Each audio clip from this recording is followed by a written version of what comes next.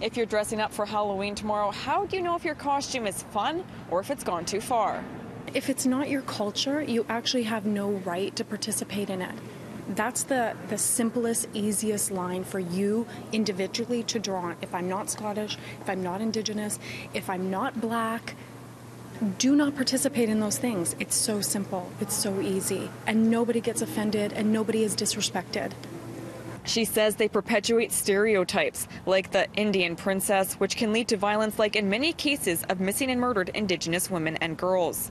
An internal memo sent to City of Edmonton employees asks a series of questions to help them think twice about their costume choice.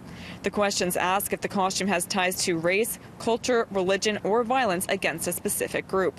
It also asks employees to consider references to mental illness and traumatic events. Peaceful protesters in Lethbridge earlier this month petitioned to have Indigenous costumes removed from store shelves. While some say people are being too sensitive, Fontaine doesn't think that's the case.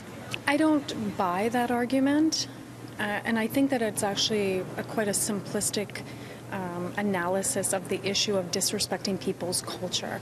I certainly don't do it to anybody, and I would expect the same respect from other individuals not to make fun of my culture or demean me as an Indigenous woman, and which intrinsically puts me in an unsafe position in society. People of color are not costumes, and our aesthetic and our culture is not something to be appropriated or to be worn or celebrated by white people.